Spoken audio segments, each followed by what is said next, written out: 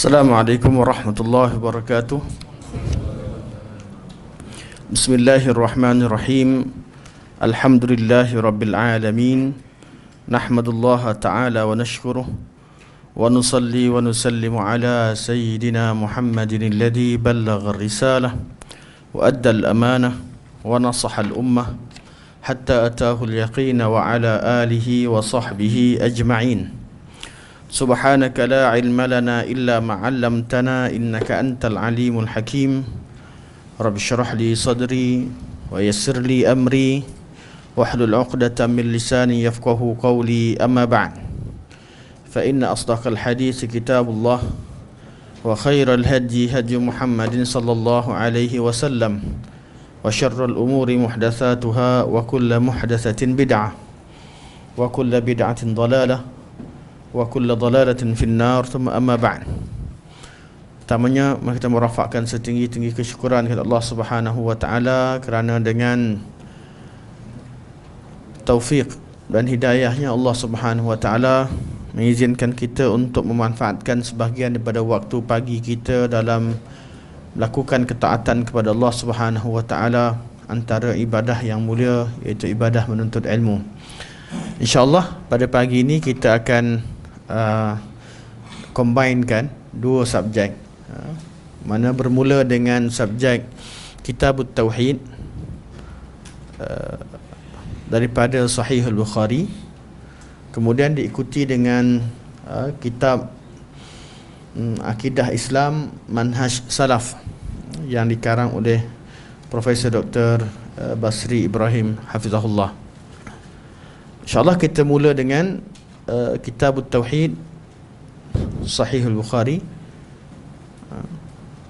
Qala al-Imam Muhammad bin Ismail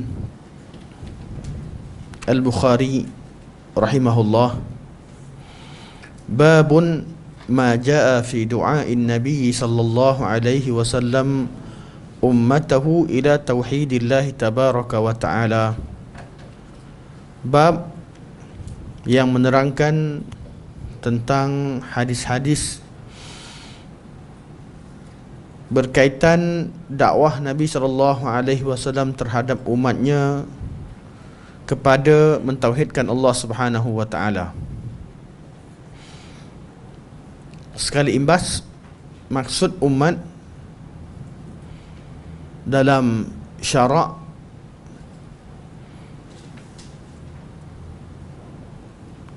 merujuk kepada tiga istilah, tiga penggunaan. Istilah umat merujuk pada tiga penggunaan. Pertama, ummatud da'wah,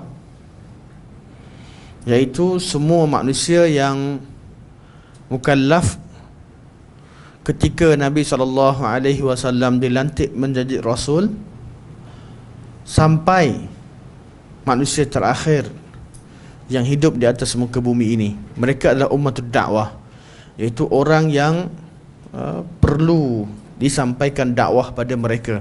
Nabi diutuskan untuk menyampaikan dakwah pada mereka. Jadi ummatud dakwah merangkumi seluruh umat Nabi Muhammad sallallahu alaihi wasallam. Yang kedua, istilah yang kedua juga kalimah ummah kadang-kadang merujuk kepada ummatul ijabah. Umat pertama ummatud dakwah, umat yang kedua ummatul ijabah, iaitu orang-orang yang menerima dakwah Nabi sallallahu alaihi wasallam atau orang Islam sejak daripada zaman Nabi sallallahu alaihi wasallam sampai hari akhirat. Mereka ini dinamakan sebagai ummatul ijabah. Yang ketiga, umat dipanggil ummatul ittiba'. Kalimah umat merujuk kepada ummatul ittiba', iaitu orang-orang yang betul-betul ikut manhaj Nabi sallallahu alaihi wasallam dan tidak terpengaruh atau tidak mengikuti jalan selain Nabi sallallahu alaihi wasallam, atau kita katakan ahli sunnah wal jamaah. Jadi umat ini, kalimah Al-Quran mungkin bermaksud seluruh manusia, umatul dakwah. Mungkin bermaksud umat Islam. Dan di kalangan umat Islam, seperti mana kita tahu bahawa mereka berpecah kepada 73 golongan. Maka umat yang satu yang selamat itu dinamakan sebagai ummatul ittiba' ataupun ahli sunnah wal jamaah.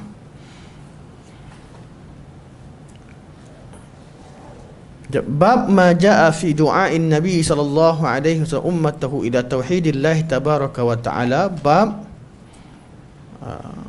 menerangkan tentang hadis-hadis berkaitan dakwah Nabi sallallahu alaihi wasallam kepada tauhid, merujuk kepada ummatud dakwah. Jadi apa bezanya cara dakwah dengan tiga jenis umat ini?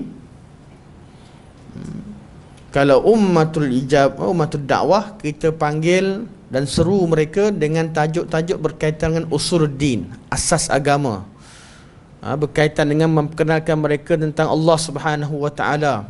Kalau mereka tak kenal Tuhan, tak akur dengan Tuhan, macam golongan etis, kita dakwah dengan tauhid ar-rububiyah. Sebab tu ilmu, kalau orang kata kalau tak belajar sifat 20, tak belajar dengan tauhid, cara ilmu kalam, macam mana nak dakwah golongan etis? Ada manhaj salafus salih, mereka mengumpulkan hadis-hadis berkaitan dengan rububiyah, yang menjawab segala persoalan berkaitan dengan ar-rububiyah yang ada pada sifat 20 dan lain-lain. Pelajarannya dan tauhid ar-rububiyah. Dalil-dalilnya insya-Allah kita akan bincangkan di hadis-hadis akan datang. Kalau nak dakwah sesama Islam, sesama umatul ijabah, apa tajuk utamanya? Tajuk utamanya adalah kita bincang tentang tauhid al-uluhiyah, supaya ikhlas dalam ibadah, supaya kita memperelokkan amalan sehingga mencapai level yang dikehendaki oleh Rasulullah sallallahu alaihi wasallam. Sebab tu dakwah kita, kuntum khairu ummatin ukhrijat lin-nas ta'muruna bil ma'ruf wa tanhauna 'anil munkar wa tu'minuna billah. Walaupun dah jadi Islam, belum tentu semua yang kita faham berkaitan Islam tu benar. Mungkin ada tersilap. Jadi sesama orang Islam, kadang-kadang pemahaman dia ni orang Islam, mengucap kalimah syahadah, salat, tapi idea dia liberal 100%. Atau dia ni terpengaruh dengan falsafah, terpengaruh dengan atheism. Jadi macam mana kita nak pulihkan amar ma'ruf dan nahi mungkar secara dalaman? Betulkan, kita tak keluarkan dia daripada Islam selagi tak keluar, tapi kita jalan islah sesama kita adalah dengan amar ma'ruf dan nahi mungkar. Sesama orang yang mengaku ummatul ittiba, ikut ahli-sunnah wal jamaah pun kadang-kadang tak semua fahaman mereka betul, walaupun sama-sama mengaku nak ikut sunnah. Jadi macam mana cara selesaikan dia? Amar ma'ruf dan nahi mungkar. Jadi bersatunya umat Islam di bawah kalimah la ilaha illallah bererti mereka bersatu dan mereka bersetuju dan bersedia untuk menegakkan amar ma'ruf dan nahi mungkar. Jadi umat Islam saling tegur menegur itu benda biasa. Sesama ahli sunnah tegur menegur itu perkara biasa. Selagi dasarnya adalah an-nasihah, dasarnya adalah inginkan kebaikan dan jujur dalam menyampaikan dakwah, dalam menyampaikan nasihat, dan itu adalah hak seorang Muslim. Okey, kita dah bincangkan tentang hadis pertama dan kedua dari segi sanadnya. Hari ini kita terus sambung pada hadis yang kedua dari segi matannya. Terus masuk pada matan.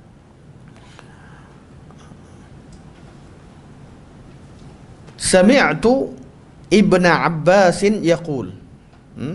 Kata Abu Ma'bad berkata, iaitu Maula Ibnu Abbas berkata, aku mendengar Ibnu Abbas yaqul, berkata. Semua hadis dalam Sahih Bukhari sami'tu, akhbarani. Ini kata level yang paling tinggi dalam mengambil ilmu di sisi ahli hadis, iaitu maratib as-sama', atau dia kata cara terima secara hissi, dengar secara langsung, lihat secara langsung, dibacakan secara langsung. Ini adalah semua jenis hadis yang ada pada Sahih Bukhari, cara sanadnya. Sami'tu, aku mendengar, iaitu dengar langsung. Ibnu Abbasin yaqul, Ibnu Abbas berkata. Jadi anak murid Ibnu Abbas, maulanya. Ini penting. Kalau kita tengok sahabat dulu, sahabat ada hamba, ada pembantu, ada pekerja. Pembantu, pekerja dan yang duduk dengan sahabat biasanya jadi ulama, orang hebat lah. Kita kalau ada pekerja kat kedai ke perniagaan, ada staff sebagainya, kena fokus juga pada orang yang keliling kita. Kita tak ada, mereka lah yang uruskan perniagaan. Kita tak ada, mereka lah yang mempengaruhi anak-anak kita. Selain daripada anak kita mengambil akhlak daripada mak ayahnya, mereka juga mengambil akhlak dan belajar ilmu daripada orang di sekeliling mak ayah mereka. Jadi benda yang penting, kita jadikan orang di bawah kita ni kenal agama macam mana yang kita mahukan. Jadi penting, sangat penting. Kalau kita sebagai ketua di sebuah syarikat, pemilik perniagaan dan sebagainya, bukan kita sahaja yang ke masjid, bukan sahaja kita yang menunaikan dan menegakkan sunnah, kita juga hendaklah menjadikan orang-orang di bawah kita kenal sunnah.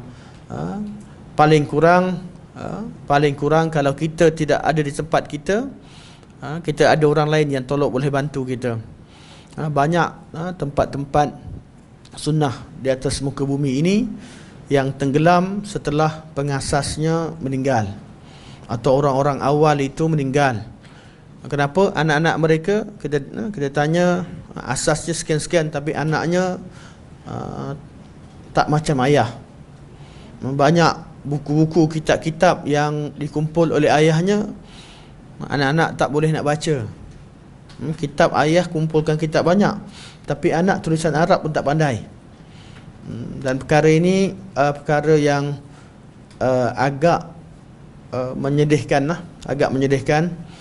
menyebabkan kadang-kadang ilmu tak sampai ke bawah. Sedangkan kita lihat pada sahabat-sahabat Nabi SAW, kalau namanya Maula Ibnu Abbas, Maula Ibnu Umar, Maula yang hamba, pernah jadi hamba, dimerdekakan, atau khadam, mereka ni jadi orang-orang yang alim, yang mewarisi ilmu dan adab daripada tuannya yang lama. Antaranya Abu Ma'bad, Maula Ibnu Abbas. Dia kata, sami'tu Ibnu Abbasin yaqul, aku dengar Ibnu Abbas berkata, lamma ba'atha an-nabiy sallallahu alaihi wasallam Mu'adhan ila nahwi ahli al-Yaman. Ibnu Abbas sepupu Nabi sallallahu alaihi wasallam, Abdullah bin Abbas bin Abdul Muttalib Al-Hashimi, juga sebahagian daripada Ahlul Bait. Manakala keturunan, selain daripada keturunan Sayyidina Ali, keturunan Abdullah bin Abbas, mereka juga Ahlul Bait. Oleh itu semua generasi khalifah-khalifah Abbasiyah, mereka adalah Ahlul Bait. Mereka adalah Ahlul Bait. Dan itu pun yang dijadikan kempen untuk oleh As-Saffah ketika ingin menubuhkan kerajaan dinasti Umayyah, dinasti Abbasiyah. Slogannya adalah Ahlul Bait. Ana selalu buat contoh di sini, kenapa? Khalifah Abbasiyah antaranya Al-Ma'mun, yang tangkap Imam Ahmad, tangkap ramai ulama-ulama sunnah, paksa kata Quran ini sebagai makhluk. Dan dia adalah ahli bait Nabi SAW yang dekat, memang ahli bait yang dekat dengan Nabi SAW. Jadi kalau keturunan ahli bait, tidak semestinya mereka tidak salah atau tidak tersesat, tidak tersilap. Kadang-kadang orang jadikan keturunan ini sebagai satu kemaksuman. Kalaulah ada orang yang zaman sekarang berketurunan Nabi SAW dikatakan tak salah, maka sudah pasti al-ma'mun lebih terpelihara daripada melakukan kesilapan. Tapi ulama sunnah semua ijma' mengatakan bahawa Imam Ahmad berada di atas kebenaran, al-ma'mun tersilap dan terpengaruh dengan pelajaran Mu'tazilah atau dia sendiri adalah Mu'tazilah.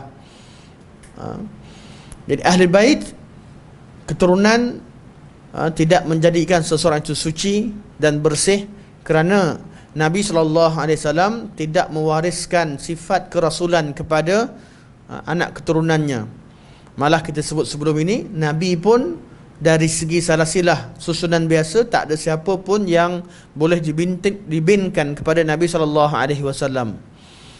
Semua ahli bait sama ada kembali kepada keluarga Ali atau kepada Bani Hashim secara umum. Macam mana keturunan raja-raja Jordan, dia pergi kepada Al-Hashimi, lebih tinggi lagi daripada Al-Hashimi. Semua Bani Hashim adalah Ahlul Bait. Ahlul Bait pun ada kedudukannya. Yang paling banyak dan paling antara paling tinggi dalam kedudukan Ahlul Bait adalah yang keturunannya sabit kepada Sayyidina Ali bin Abi Talib, kerana itu langsung kepada sama ada Hasan ataupun Husain, cucu Nabi SAW. Tapi Hasan bin Ali tidak disebabkan kepada Nabi SAW. Tapi kita katakan bahawa sebab Nabi kumpulkan mereka semua dalam satu burdah, Nabi kata, dalam satu kain Nabi kata, ini adalah ahli baitku sebagainya. Betul lah, semua yang datang daripada keturunan Sayyidina Ali adalah ahli bait. Semua yang datang daripada keturunan Abdullah bin Abbas atau Al-Abbas bin Abdul Muttalib, mereka adalah Ahlul Bait, antaranya Khalifah Abbasiyah. Abdullah bin Abbas, sepupu Nabi SAW, anak kepada Al-Abbas, Al-Hibrul Ummah. Beliau digelar sebagai Hibrul Ummah, sebagai dakwat pada umat ini. Dan manusia kalau sebut dakwat ataupun pen, itu mengisyaratkan kepada ilmu, kerana sifat khusus Allah Subhanahu wa taala muliakan manusia ini dengan sifat qalam. 'Allamal insana ma lam ya'lam. Allah kata, iqra bismi rabbikal ladzi khalaq, khalaqal insana min 'alaq, iqra wa rabbukal akram alladzi 'allama bil qalam. Allah ajar manusia ni beza daripada makhluk yang lain. Allah ajar manusia bukan sekadar mengetahui kehidupan menggunakan segala panca indera, tapi juga menggunakan alat lain untuk catatkan ilmu, iaitu qalam. Dengan qalam lah tuan-tuan boleh baca Sahih Bukhari. Kalau mengandalkan kekuatan hafalan banyak kita lupa. Dengan qalam lah kita dapat baca Quran dibukukan. Mengharapkan hafalan saja, tak semua orang yang kuat hafalannya. Dengan qalam lah tuan-tuan boleh nampak ke Arab belakang tu penuh dengan kitab. Dengan qalam lah ahli kalam dapat ilmu daripada Aristotle dan sebagainya. Dan manusia ni berkembang dan jadi mulia. Allah muliakan manusia. Iqra wa rabbukal akram. Manusia dimulia sebab ilmu. Dan ilmu yang Allah berikan manusia ni beza daripada ilmu pada makhluk yang lain. Kalau haiwan, dia belajar, anak dia besar, dia ajar cara membesar, cara berjalan, cara tangkap makan, tangkap mangsa, pemangsa dan sebagainya, makan minum, lepas tu meninggal. Datang lagi, ulang balik. Proses dia berulang kat situ. Manusia tak. Manusia belajar, lepas sampai ilmu yang paling tinggi dicapai oleh generasi pertama, dicatatkan dalam buku, kemudian kajian disambung oleh manusia yang lain, sampailah terciptanya tamadun. Kerana Allah Subhanahu wa taala muliakan manusia ni dengan qalam, dengan pen, dengan dakwat. Sebab tu istilah yang diguna pakai untuk merujuk orang yang berilmu ni sebagai hibrul ummah. Dia jadi tinta atau jadi dakwat kepada umat, kerana dia menukilkan ilmu kepada umat. Dia hafal ilmu dan menukilkan ilmu. Sebab tu kita selalu dengar orang Arab pakai hibrul ummah. Dia tinta pada ummah. Dan Ibnu Abbas dikenali sebagai hibrul ummah. Kalau sebut Ibnu Abbas, merujuk kepada Abdullah bin Abbas. Kerana anak Abbas dua orang yang sahabat. Al-Fadl bin Abbas, abang kepada Abdullah bin Abbas, juga ahli bait, juga sahabat, juga sepupu Nabi SAW. Malah lebih besar berbanding dengan Ibnu Abbas. Ibnu Abbas masa Nabi wafat umur 15 tahun. Al-Fadl masa Nabi wafat ada seorang pemuda. Masa Hajjatul Wada' dia dah pemuda. Sebab tu bila seorang wanita datang nak tanya hukum, dia nampak wanita ni ada tarikan. Nabi palingkan muka dia dulu. Sebelum Nabi jawab soalan, perempuan datang, Nabi jangan naik unta, ada perempuan datang tanya hukum, dia duduk belakang Nabi SAW. Sebelum Nabi jawab, Nabi palingkan muka dia dulu kat sana, supaya jangan tengok. Ni adab juga. Kita kadang-kadang bawa anak-anak ke mana, jangan bawa anak kita yang ke suatu tempat yang mungkin terdedah pada pandangan tertentu. Kita biarkan anak kita tengok apa saja. Al-Fadl seorang sahabat yang mulia, beliau lebih besar daripada Ibnu Abbas. Namun dalam ilmu hadis, ulama hadis letakkan kaedah, kalau sebut Ibnu Abbas tanpa sebutkan nama, confirm Abdullah bin Abbas. Kalau Al-Fadl bin Abbas, mereka akan sebutkan nama Al-Fadl bin Abbas tanpa menggunakan istilah Ibnu Abbas.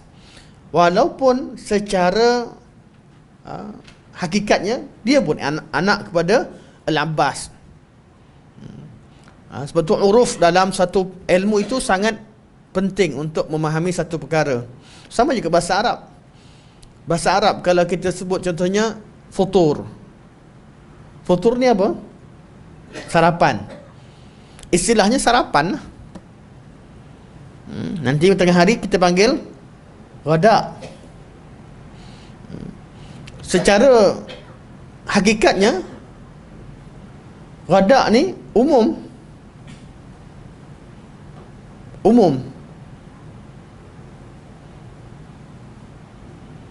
Makan pagi pun boleh panggil ghadak, makan tengah hari pun boleh panggil ghadak. Jadi macam apa yang membezakan? Uruf penggunaan.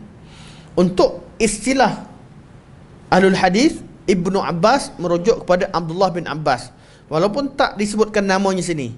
Maula Ibnu Abbas, sami'tu Ibnu Abbas. Kalau orang kata Ibnu Abbas mungkin Al-Fadl kot. Tak ada mungkin. Ulama hadis sebut Ibnu Abbas, confirm Abdullah bin Abbas, sepupu Nabi SAW, hibrul ummah, antara sahabat yang banyak meriwayatkan hadis daripada Nabi SAW. Kenapa? Sebab beliau antara yang umur panjang. Bila umur panjang, zaman mereka tua, ketika itu dah tak ramai sahabat. Waktu itu keperluan ilmu hadis ini mendesak berbanding dengan zaman awal. Zaman awal sahabat ramai dan sahabat ni suka mewakilkan orang lain untuk menyampaikan ilmu kerana sifat tawaduk mereka sesama sendiri. Selagi ada orang lebih alim, mereka akan tunjukkan. Mereka tak berebut untuk berbicara, tak berebut untuk bercakap dan jadi mufti. Mereka akan saling menunjukkan. Jadi pada zaman awal kibar sahabah, zaman tu ramai sahabat-sahabat yang duduk dengan Nabi, betul-betul mulazamah dengan Nabi, tapi tak banyak mereka riwayatkan hadis. Seperti Abu Bakar, Umar, Uthman, Ali, Talhah, Zubair.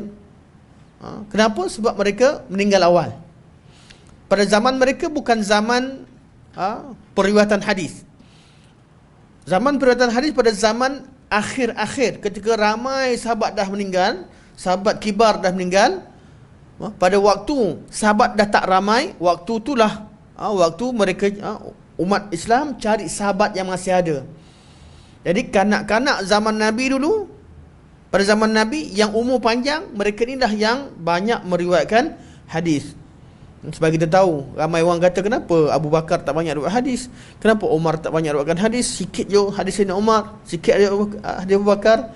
Kita tahu selain daripada mereka sibuk dengan khilafah, zaman mereka juga bukanlah zaman periwayatan seperti mana zaman selepasnya.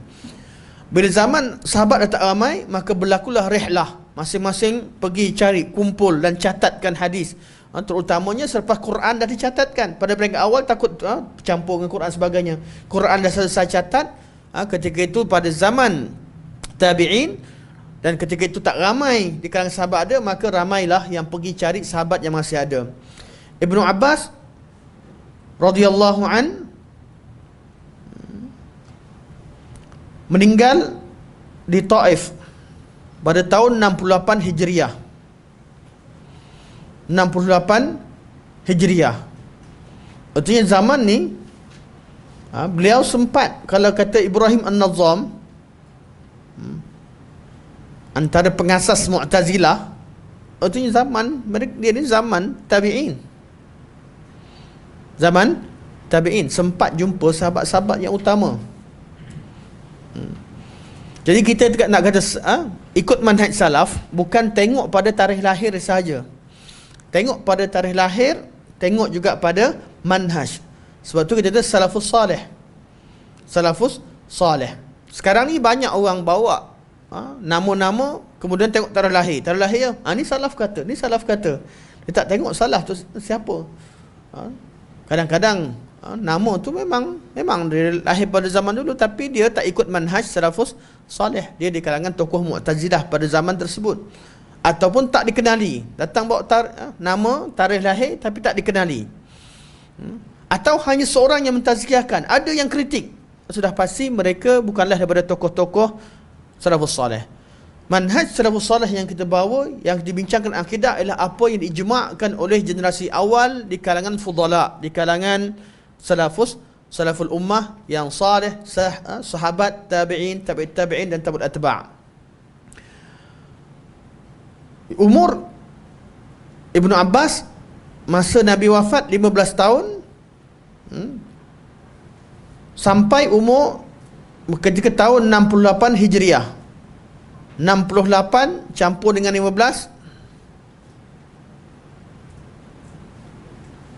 berapa? 83 bukan umur ketika beliau wafat. Okey, sami'tu Ibnu Abbasin yaqul, aku dengar Ibnu Abbas berkata, lamma tatkala ba'athan nabiyyu sallallahu alaihi wasallam, Nabi mengutuskan, ba'athu, kalimah ba'athu banyak makna, ringkasnya 3 makna.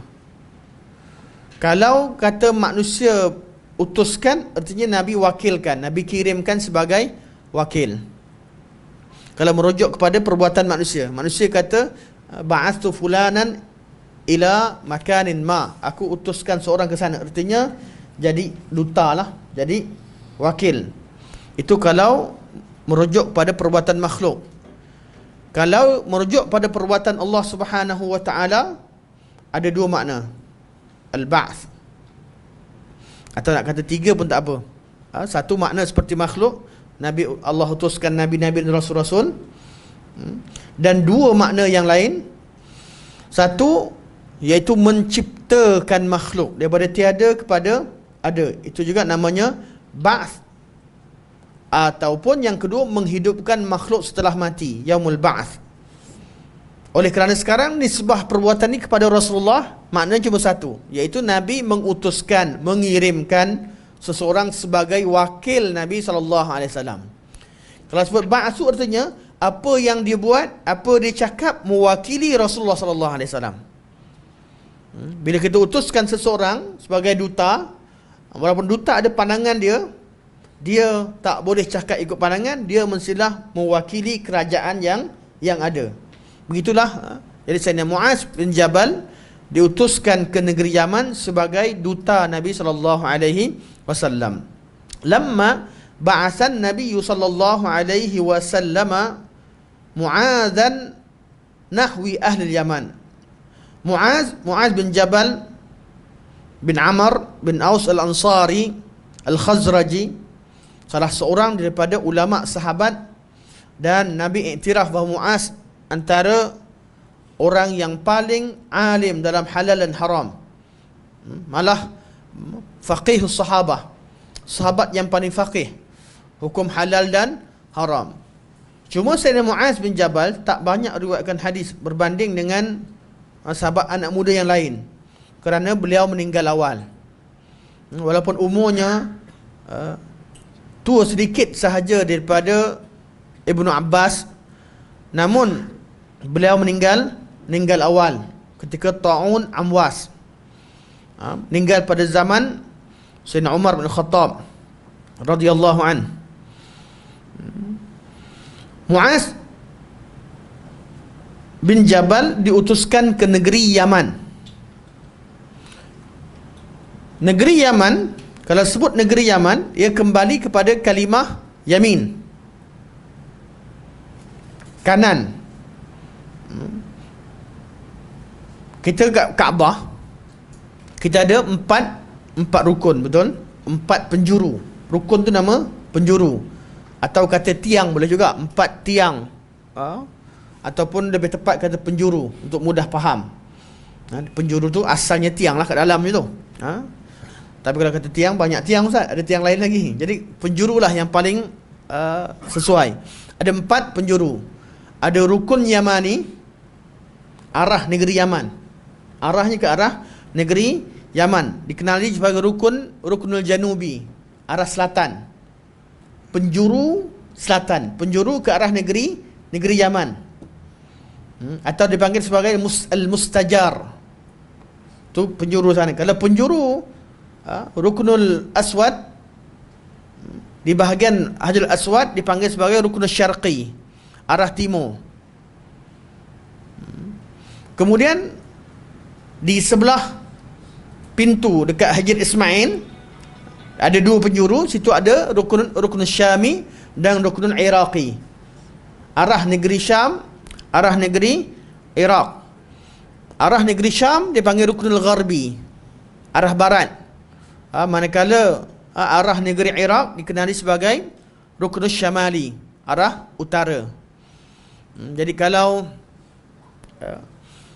duduk dalam Kaabah, penjuru yang dilihat adalah arah nak keluar dari pintu Kaabah. Yang belakang janub, yamin, syamal dan gharb. Begitulah penentuan arah. Kenapa kita sapu rukun Yamani dan kucup Hajar Aswad? Jawapannya Nabi buat. Tapi ulama cari hikmah.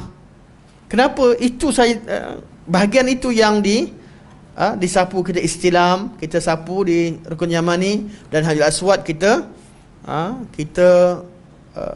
cium. Dan kita kucup Hajar Aswad. Kenapa? Sebab itulah penjuru yang asal. Manakala penjuru Iraqi dan Syami, asalnya lebih panjang daripada itu. Sebab tu ada Hijr Ismail yang kumpulkan kawasan Kaabah yang asal pada zaman Ibrahim AS. Bila Quraisy bina Kaabah balik, mereka tak cukup dana yang halal dan duit kaya, tapi nak cari yang betul-betul halal, dia tak cukup. Kerana dia tahu mana orang Quraisy tahu hukum halal dan haram.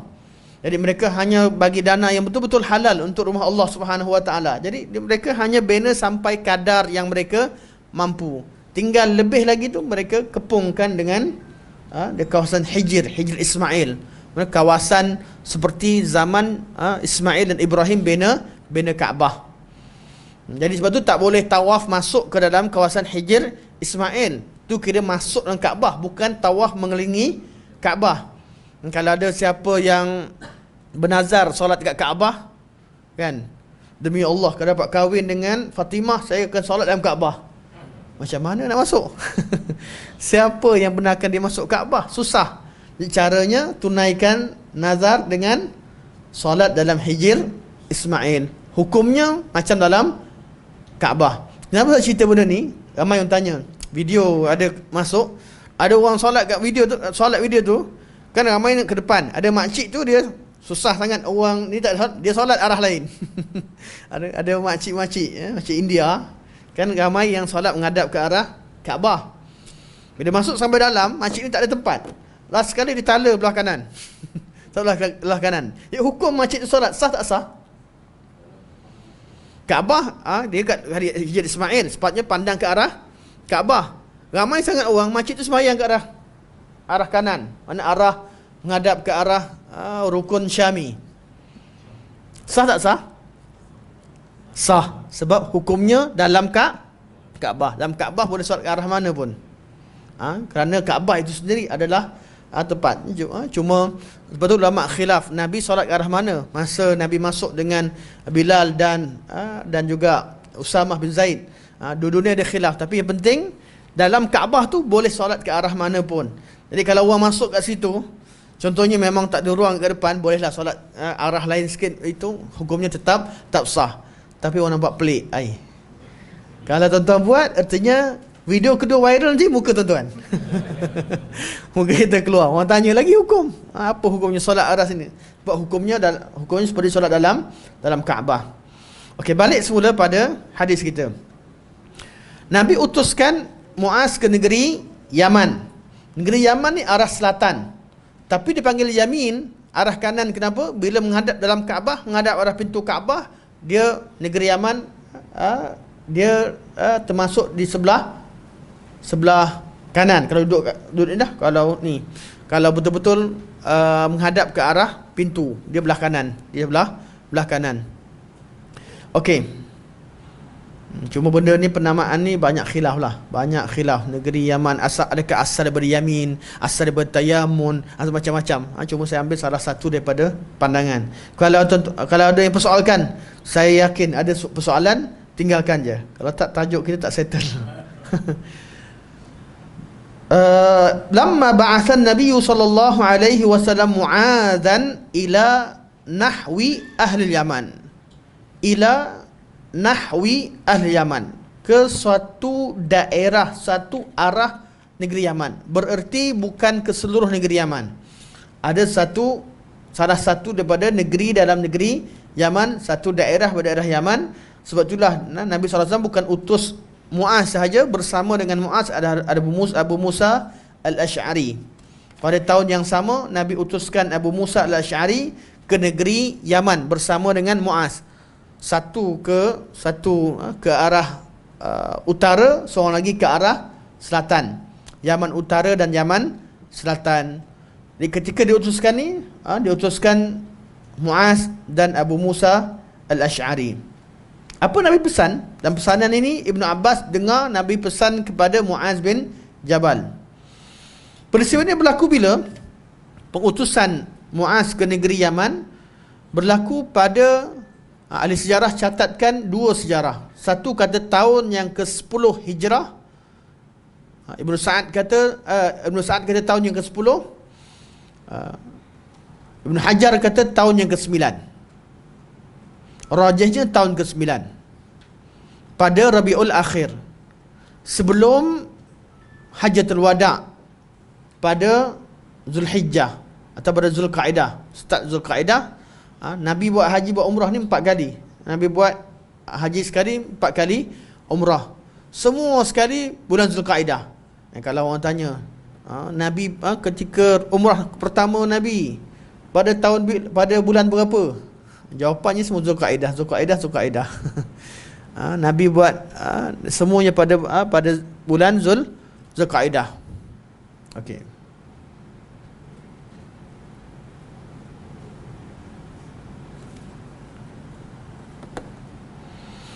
Jadi Nabi SAW utuskan Muaz ke negeri Yaman pada tahun ke-9 Hijrah, pada bulan Rabiul Akhir, sebelum Nabi pergi ke Mekah. Dan itu pertemuan akhir Muaz bin Jabal dengan Nabi SAW. Abu Musa al-Ash'ari datang balik, pergi buat haji, jumpa dengan Nabi, datang ke haji, cukurkan rambut Nabi SAW. Tapi Muaz bin Jabal, itulah pertemuan terakhir Muaz bin Jabal dengan Rasulullah SAW. Ada ulama kata Muaz pun ikut, Usamah yang tak sempat dan sebagainya, macam-macam lah. Tapi wallahu alam, Muaz itulah pertemuan terakhir.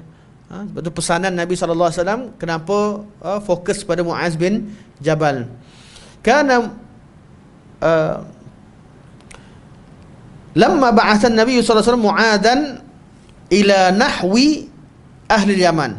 Nabi utuskan Muaz ke satu arah. Nahwi artinya satu arah ahli Yaman, daripada penduduk Yaman. Qal, Nabi berkata kepadanya,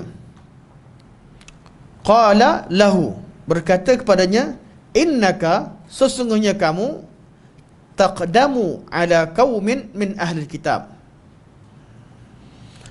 Sesungguhnya kamu taqdam, qadima yaqdamu quduman, itu pergi kepada suatu kaum daripada ahli kitab. Siapa kaum ini? Kaum Yahudi. Kaum ahli kitab ni, ahli kitab Yahudi dan Nasrani. Orang kata, Ustaz, mungkin juga Nabi lain. Kita jumpa dalam kitab Veda cerita tentang Mekah. Dalam kitab Veda India ni, Hindu ni, ada cerita tentang Madinah, cerita tentang tempat Nabi terakhir. Ini memang terbuktilah, kajian dibuat, satu tesis dakwah Hindusiah yang dibuat di Jamiah Islamiyah di Universiti Madinah Munawwarah, dengan bawa bukti-buktinya, betul lah disebutkan. Jadi adakah orang Hindu boleh kata ahli kitab? Tidak. Sebut ahli kitab hanya al-Yahud dan Nasara. Walaupun ada isyarat kitab mana-mana. Kalau macam tu, Quraisy pun ahli kitab. Quraisy pun mengamalkan syariat Ibrahim, lagi jelas berbanding dengan Hindu. Quraisy ada haji, Quraisy ada tawaf, ada Baitullah. Jadi istilah, kalaulah orang buat kajian, kata jumpa kitab Veda, kata ni, last sekali kitab Veda ni ada banyak persamaan dengan Al-Quran dan sebagainya, mungkin lagi begitu kajian akan datang macam-macam. Kita takkan ubah istilah. Istilah yang dah diterima tak berubah. Kerana kita jangan suka-suka ubah istilah. Apa dipakai dalam satu ilmu itu, apa yang dipakai kita kekalkan. Apatah lagi istilah itu yang letakkannya adalah Allah Subhanahu wa ta'ala. Tak ada ubah. Saya nak cerita apa? Kalau Allah panggil orang kafir, kafir lah. Tak boleh nak ubah. Ubah macam mana? Allah yang namakan. Kafir ni siapa? Kafir. Semua yang tidak beriman, istilahnya kafir dalam ilmu akidah. Termasuk ahli kitab. Yahudi dan Nasrani pun kafir, walaupun mereka ada Alkitab.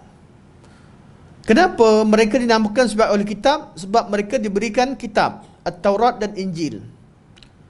Istilah ahli kitab untuk memuji mereka ataupun untuk menemplak mereka?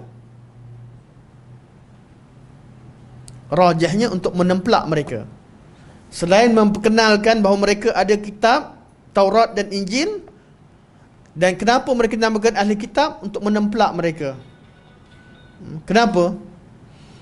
Orang yang ada Alkitab, ada kitab Taurat dan Injil, agamanya samawi, masih ada kitab, masih kenal Nabi, tapi kalau tak pegang betul-betul, tak jaga betul-betul keaslian agama mereka, mereka boleh jadi kafir. Ramai orang kata, dah jadi Islam, dah belajar ni, apa cerita bid'ah banyak-banyak, kenapa cerita sangat umat Islam lah, mana ada bid'ah? Tak. Ahli kitab, perangai ahli kitab tu, kalau kaum Quraisy yang dah hilang kitab, dah tak jumpa kitab dah, asalnya agama Ibrahim, kemudian berubah jadi musyrikin, habis dah, tak jumpa kitab, okey, mereka musyrikin. Ahli kitab, kitab masih ada, nama-nama Nabi mereka terpelihara, mereka bangga dengan keturunan mereka, betul, salur galur mereka memang keturunan ahli bait Nabi dululah. Tapi tidak menjamin mereka kekal dalam agama tersebut. Apabila agama mereka diubah-ubah, teks mereka diubah-ubah. Sebab tu kita kena jaga keaslian sumber. Jangan benarkan siapa sahaja menipu dalam hadis. Kesannya dia akan ubah agama Allah Subhanahu wa taala. Quran dia tak akan mampu ubah secara lafaz, Allah jaga. Tapi secara makna dia boleh ubah. Sebab tu Quran Allah pelihara maknanya dengan hadis. Macam mana nak jaga Quran? Caranya adalah jaga hadis Nabi SAW. Ayat-ayat Quran diterjemahkan, disyarahkan dengan hadis. Dan hadis Nabi SAW kita faham melalui apa? kalam sahabat, kerana Nabi bercakap dengan sahabat. Sebab itulah fahaman salafus salih itu dirujuk menjadi sumber asas dalam agama. Bila semua faham sama, Nabi bercakap dengan mereka, semua faham sama, ijma', situlah kita kata sumbernya maksum. Itulah yang jadi akidah Ahlussunnah wal Jamaah. Allah sebut, Nabi sebut, Allah sebut begitu, Nabi syarahkan begitu kepada sahabat, sahabat faham begitu, itulah dia akidah Ahlussunnah wal Jamaah. Manakala perkara yang mereka khilafkan, kita tidak boleh kata tak boleh. Bila antara sahabat sendiri berlaku khilaf, kita mengaku adanya khilaf di kalangan sahabat pada setengah masalah, namun sangat sedikit. Sedikit sangat masalah yang mereka khilaf pada zaman mereka, sehingga kita katakan bahawa masalah akidah ni sama ada kita kata tak ada khilaf, kerana sangat sedikit. Bila sangat sedikit tak jadi kaedah. Kalau jadi kaedah, orang kata oh masalah akidah ni khilaf, masalah ijtihad, dah pening kepala pula, dia kan ijtihad. Masalahnya tauqifi. Cuma untuk memahami, sahabat ada khilaf sikit, beberapa masalah. Ustaz, masalah akidah banyak khilaf Ustaz. Tauhid 3 tak tauhid 3 pun banyak dah. Itu tak masuk dalam perbincangan. Segala perbincangan yang tak dibincangkan oleh salafus salih, masalahnya berkaitan dengan masalah-masalah yang moden dibincangkan, macam-macam perkara moden, itu tak termasuk dalam kategori Ahlussunnah, tak istilah Ahlussunnah ataupun tidak pada asalnya. Kita kena rujuk balik pada asal. Tapi kalau masalah yang salaf dah bincangkan dan mereka tak khilaf, itu masalah yang wajib kita pertahankan. Itulah yang mewakili akidah Ahlussunnah wal Jamaah. Sebab tu berkaitan dengan sifat Allah, berkaitan istiwa contoh, sahabat dah bincang, dah sebut, dah jelas dan sebagainya. Sebab tu masalah ini masalah yang perlu kepada al-wala dan al-bara'. Kita kena tahankan betul-betul apa yang sahabat sampaikan. Tak boleh kata Allah subhanahu, Allah tak tanya nanti hari kiamat Allah kat mana. Kita tak tahu. Benda ni benda secara nasnya tak ada Allah sebut. Tak semua soalan hari kiamat disebutkan dalam hadis. Kita buat salah apa, Allah akan bicarakan kita, tak semua. Tapi Allah akan bicarakan kita ikut tak Al-Quran, kita ikut tak sunnah. Apa yang tercatat itu dah ada kat Quran, ada kat sunnah, dan sahabat ijma'kan, artinya ia perkara yang asas dalam agama. Okey. Nabi utuskan Muaz ke negeri Yaman. Dan Nabi pesan pada Muaz, kamu pergi bertemu dengan satu kaum dari kalangan ahli kitab. Dalam berdakwah, kena tahu siapakah audiens kita atau mukhatab. Nabi bila utuskan Muaz ke negeri Yaman, Nabi beritahu, orang yang kamu jumpa ni ahli kitab. Ahli kitab tak sama dengan Quraisy. Quraisy ni mereka lebih lawan dengan perasaan, lawan dengan ta'assub. Cara lawan mereka ganas. Tak nak orang masuk Islam, dibunuh, dipaksa. Ni orang tak ada ilmu. Jumpa dengan orang ilmu, kena sediakan hujah yang jelas. Mereka akan berdebat. Sebab tu ahli kitab, mereka lah yang paling banyak berdebat. Betul Allah kata, wala tujadilu ahlal kitabi illa billati hiya ahsan. Jangan debat ahli kitab kecuali dengan cara yang lebih baik. Kalau jumpa orang berilmu ni, di kalangan orang kafir ke, di kalangan ahli bid'ah ke, jangan berani untuk mewakilkan diri sebagai wakil Ahlussunnah wal Jamaah kalau kita bukan orang yang mempunyai ilmu jidal billati hi ahsan. Lepas tu dalam Facebook ke dalam mana-mana kan, ramai orang semua nak jadi wakil Ahlussunnah. Berdebat kadang-kadang. Apa jadi masalah? Kita nampak kawan kita debat, mewakili Ahlussunnah, kemudian dia cakap salah. Yang nak betulkan ni dah cakap masalah, dah dua benda dah. Kalau cakap salah, gaduh sama sendiri. Oh, sama dia pecah. Kita nak tegur kawan kita dah jadi bahan, jadi apa? Jadi bola tanggung. Pada dakwah salaf itu sendiri. Kalau tak tegur, makin pergi jauh. Sebab tu sangat masalah kalau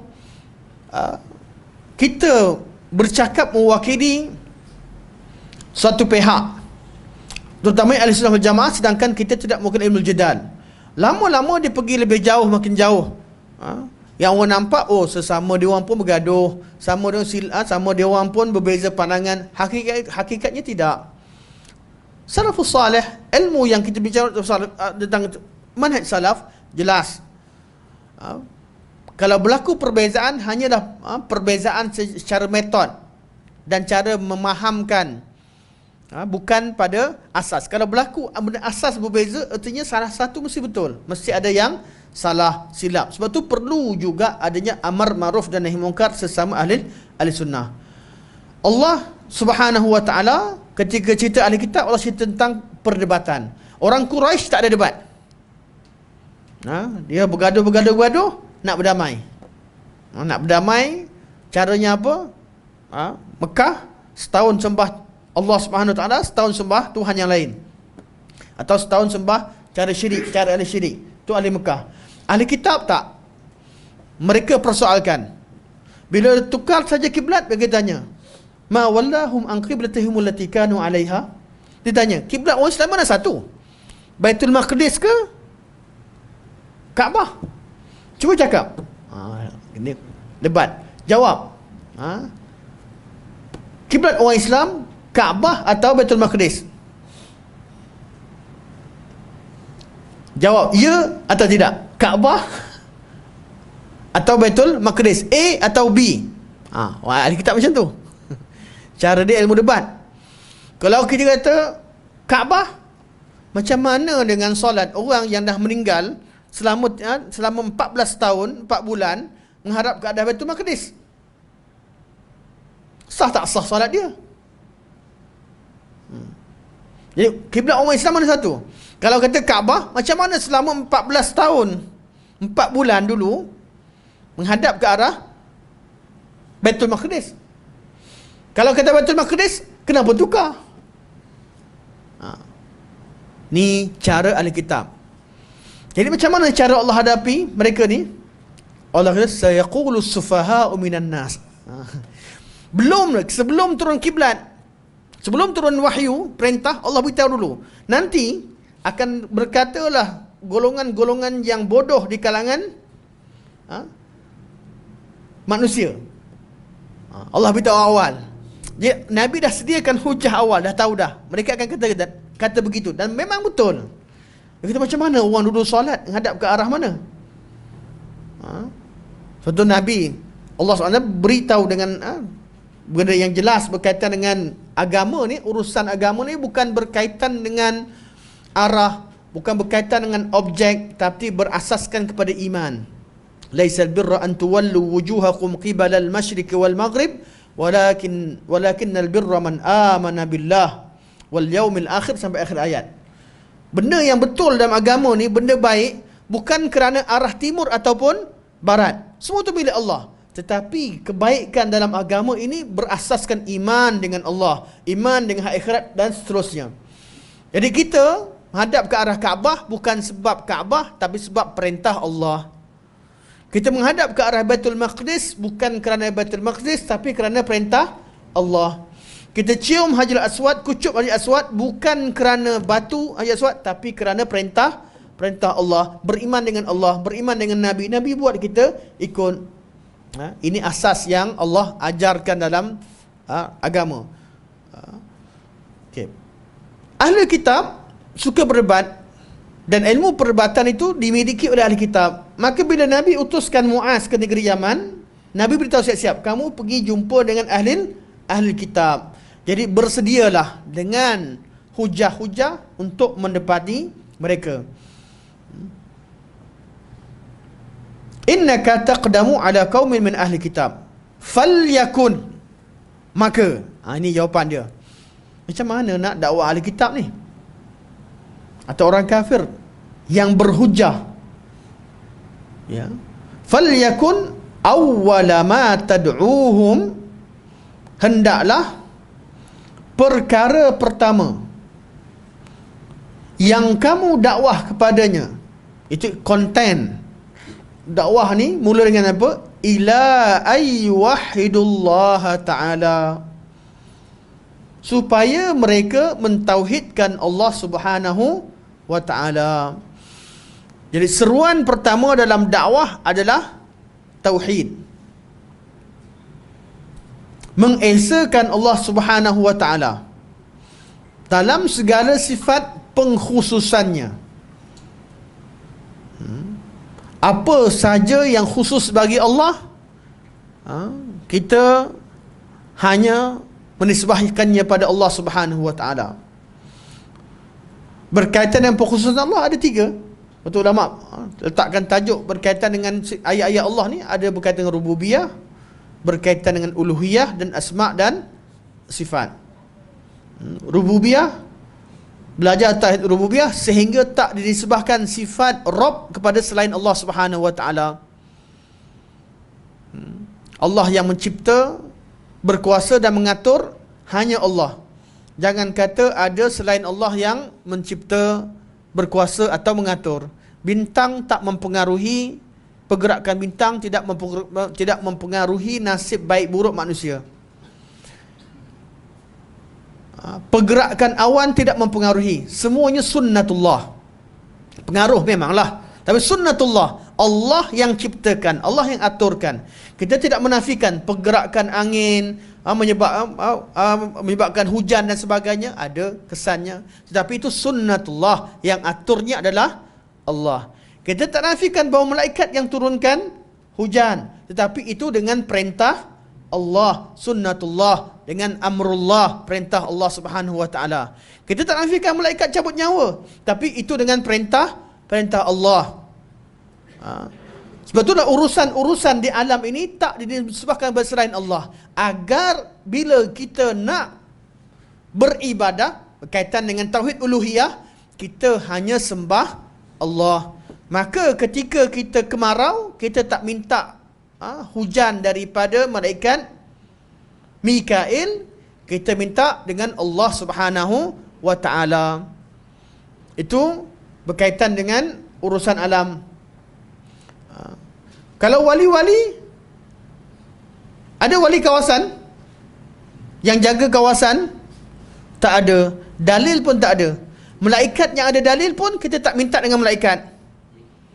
Kita tak minta umur panjang dengan malaikat maut, tak minta selamat azab kubur daripada munkar dan nakir, tak kautim dengan malaikat kiri kanan, catatkan benda baik, tak ada. Kita semua minta dengan Allah. Itu yang ada dalil.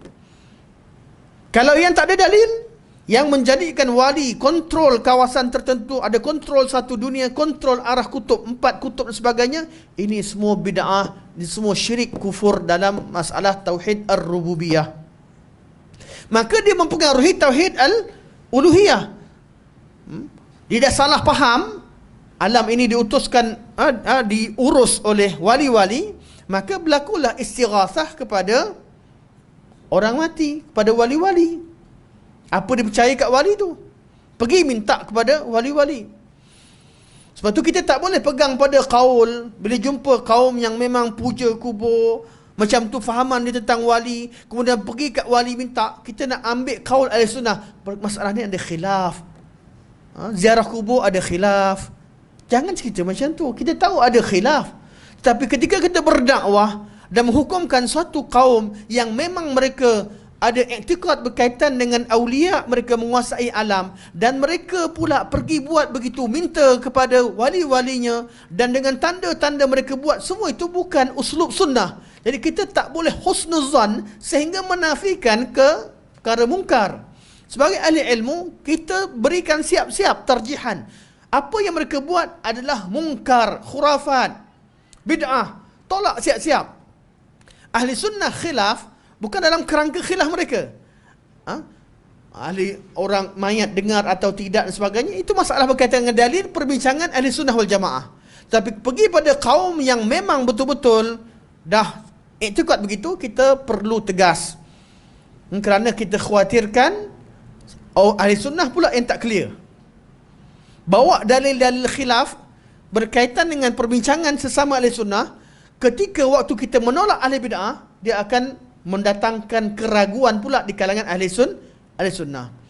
Ahli sunnah memang khilaf sesama ahli sunnah, adakah ahli kubur dengar atau tidak suara orang yang di atas kerana dalil. Ada tunjuk dengar, ada kata tak dengar. Khilaf. Nantilah kita ulas, akan ada juga belakang. Khilaf. Tapi khilaf mereka bukan pada bab istighasah, minta tolong dengan ahli kubur sebagainya. InsyaAllah kita akan detailkan kemudian. Okey, fal yakun awwala ma tad'uuhum ila ay yuwahhidullaha ta'ala.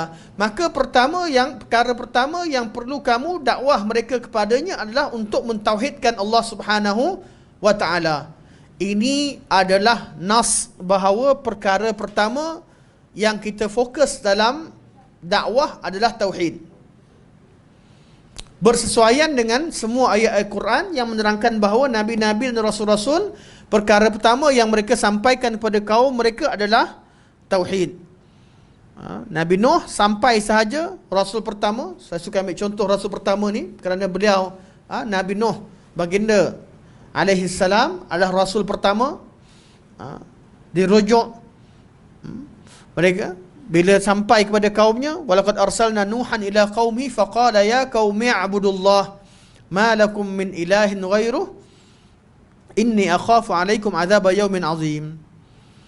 Tatkala kami utuskan Nuh kepada kaumnya, dia terus berkata kepada kaum dia, wahai kaumku, sembahlah Allah, tiada Tuhan yang lain yang layak disembah melainkan Dia. Sesungguhnya aku takut kalian ditimpa dengan azab pada hari yang agung, itu hari kiamat. Begitu juga seruan Nabi Saleh, seruan Nabi Hud, seruan nabi-nabi yang lain, Nabi Syuaib dan sebagainya dalam Al-Quranul Karim. Daripada ayat Quran dan hadis, kita tunjukkan bahawa seruan pertama yang perlu kita lakukan adalah tauhid. Tidak bererti mengabaikan tajuk yang lain. Tidak bererti meninggalkan yang lain. Tak mungkin tauhid itu bergerak begitu saja. Tauhid yang kita maksudkan ketika solat dengan tauhid. Solat juga. Ketika puasa dengan tauhid. Ketika berdakwah dengan tauhid. Tauhid ni masuk dalam segala bab dalam masalah agama. Jadi ketika kita seru pada tauhid, tidak bererti kita tinggalkan bab yang lain. Ada orang nak tegakkan negara Islam. Bagus, salah satu daripada bidang, tapi utamakan tauhid. Ada orang nak tegakkan akhlak. Bagus, tapi akhlak yang kita nak akhlak yang berasaskan pada tauhid. Kalau tak asaskan tauhid, falsafah semua cerita tentang akhlak. Adab etika semua cerita tentang akhlak. Tapi beza akhlak Islam ni, akhlak yang berasaskan pada tauhid. Ibadah berasaskan kepada tauhid. Ikhlas kepada Allah Subhanahu wa taala, berasaskan kepada ittiba' pada Nabi sallallahu alaihi wasallam. Betul artinya tauhid bukanlah fokus hanya cerita tentang tauhid 3. Tidak. Bukan fokus cerita tentang bab Mu'tazilah, Qadariyah, Jabariyah yang kita bincangkan sekarang. Tidak. Tauhid lebih umum. Seperti mana kita sebut dulu, macam mana nak tanamkan tauhid di kalangan anak-anak kita. Kita pastikan anak kita solat kerana Allah, bukan kerana kita. Contoh dalam bab solat, kita tak ada pun anak kita akan bangun solat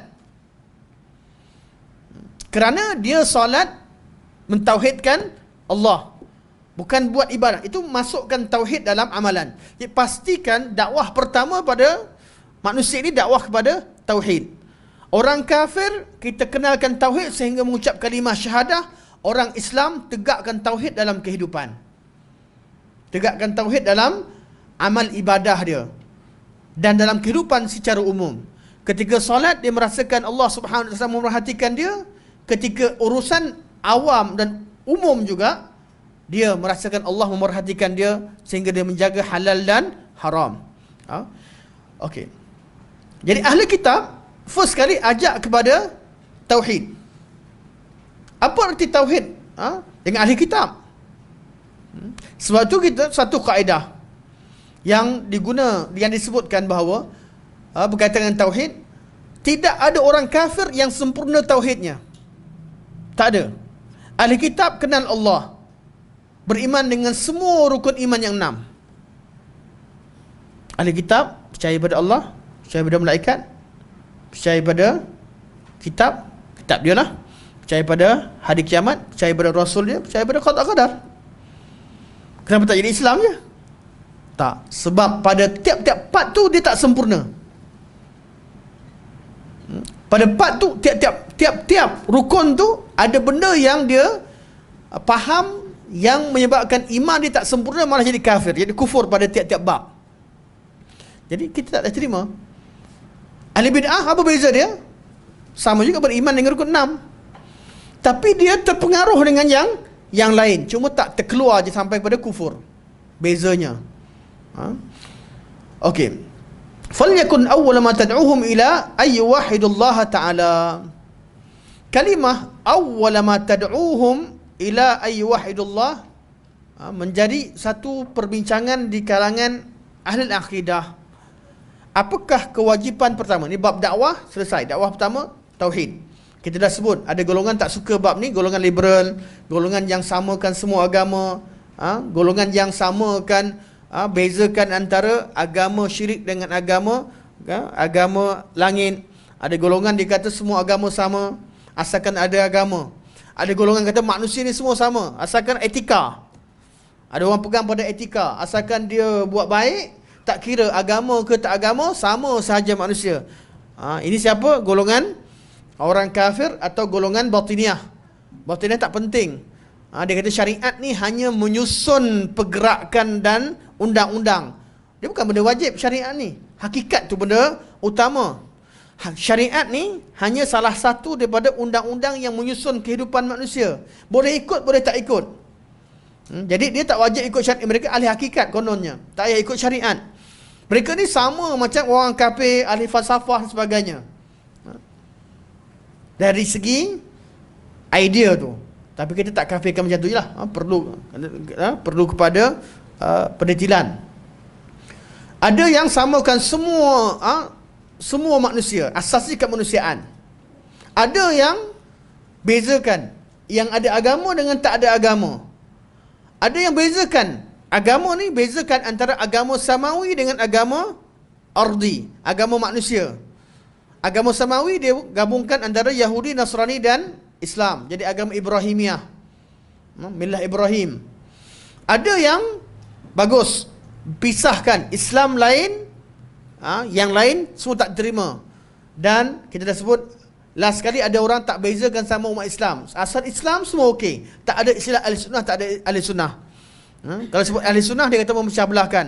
Ada orang betul-betul dia nak cari yang sunnah, tapi mereka beza pula mana satu ahli sunnah, mana satu ahli sunnah. Sebab tu penghujungnya kita akan mengetahui nikmat Allah Subhanahu Wa Taala kepada orang yang menadi sunnah ni melalui manhaj salafus salih. Dia adalah golongan yang sangat sedikit daripada jumlah manusia yang ramai. Jadi apakah perkara pertama yang wajib ke atas umat? Anda sentuh belum pasal ni? Belum kan? Awal wajib al mukallaf. Benda yang paling awal wajib ke atas orang mukallaf apa dia? Ini dibincangkan oleh ahlul kalam. Mereka bincang kewajipan pertama yang dituntut terhadap golongan mukallaf, iaitu umat ini, apa dia? Dah lihat apakah perkara pertama yang diwajibkan ke atas umat ini lakukan sebagai pengikut Nabi SAW? Apa jawapan dia? Pertama, dia kata ma'rifatullah, kenal Allah. Awwalul wajib ma'rifatullah. Tahu dia kata awwaluddin ma'rifatullah. Agama ini bermula dengan ma'rifatullah. Ini kaul yang pertama. Bila bincang-bincang khilaf lagi. Ma'rifah tu bab mana? Ada perbincangan. Ahli kalam kata ma'rifatullah. Tapi ma'rifatullah dengan apa? Dengan kaedah kalam lah.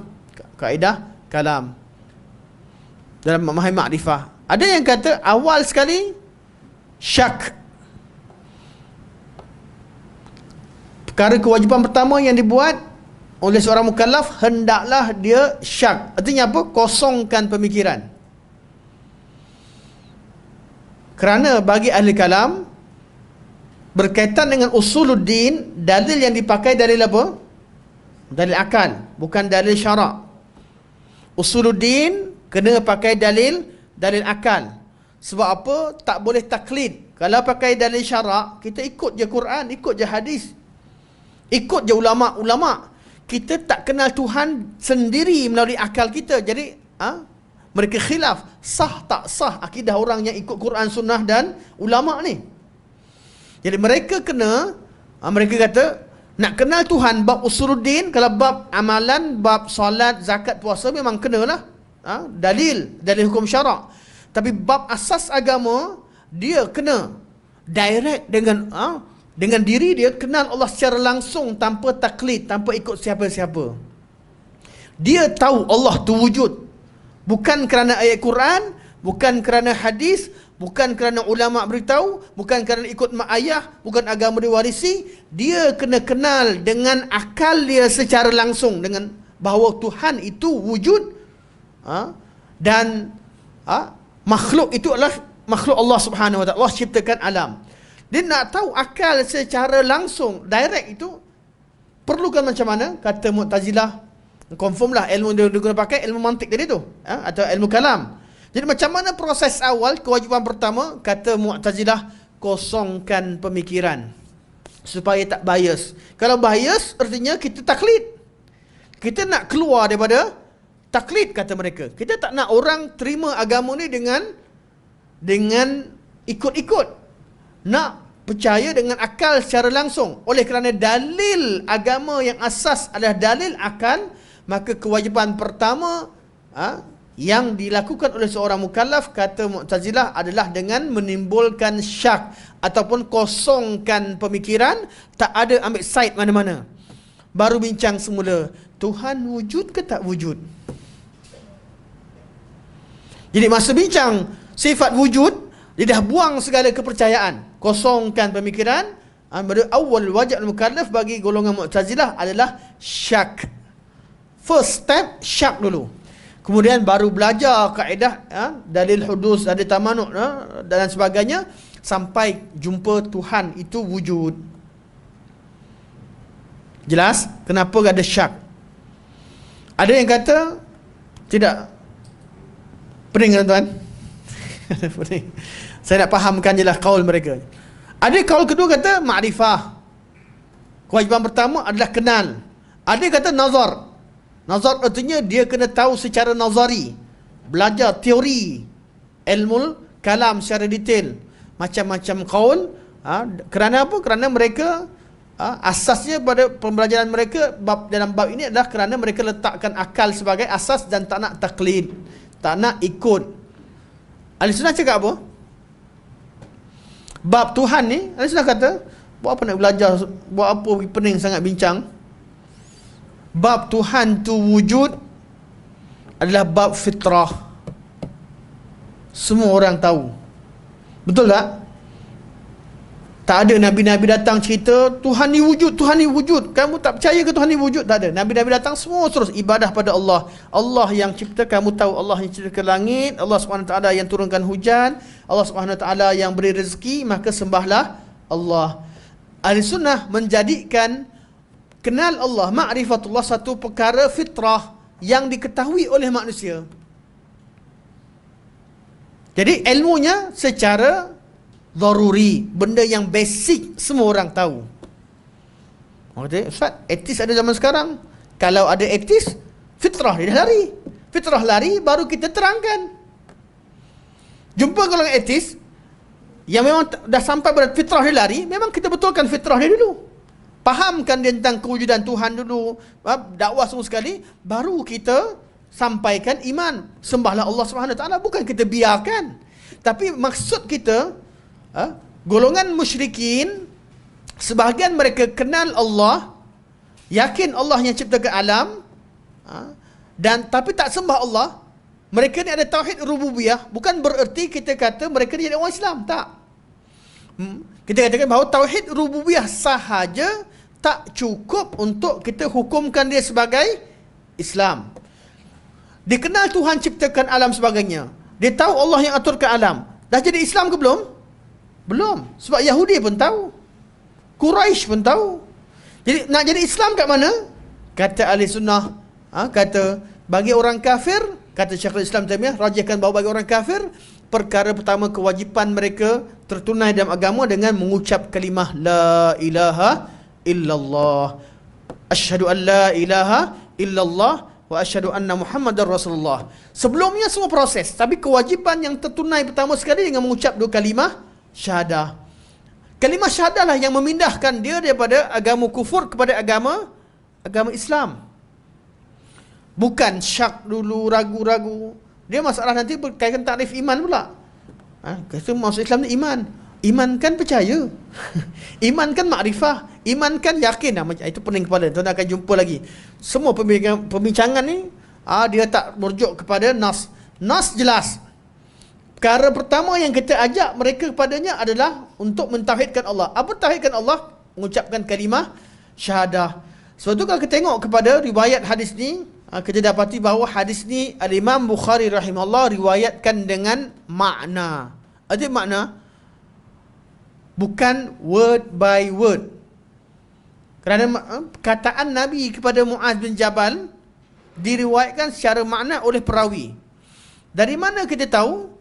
Sebab dalam Sahih Bukhari sendiri dan Sahih Muslim ada pelbagai lafaz.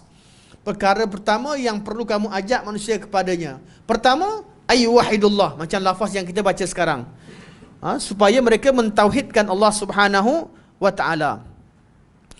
Lafaz yang kedua, juga dalam Sahih Bukhari disebutkan dengan lafaz ud'uhum ila syahadati an la ilaha illallah wa anni Rasulullah. Dakwahlah kepada mereka bahawa tiada Tuhan yang disembah melainkan Allah dan aku adalah Rasulullah. Itu ajarkan kalimah syahadah. Lafaz yang ketiga, falyakun awwala ma tad'uhum ilaihi ibadatullah. Ajak mereka untuk beribadah kepada Allah.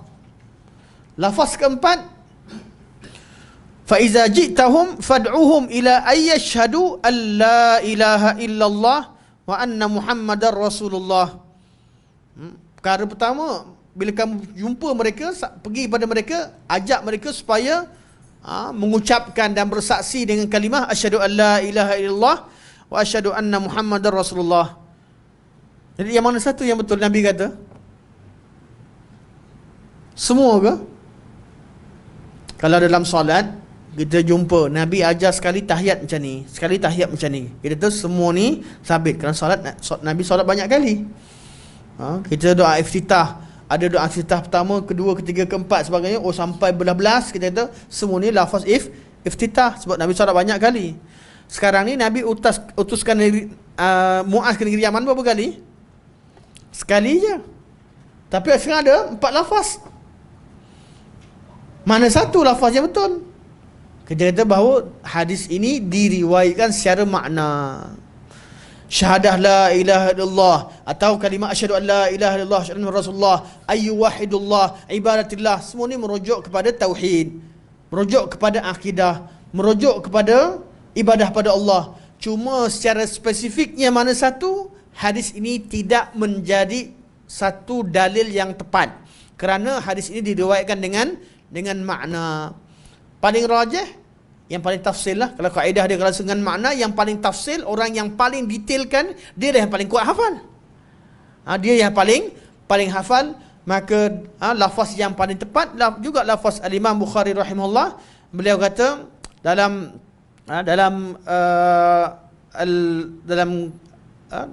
satu lafaz disebutkan bahawa falyakun, atau lafaz Sahih Muslim,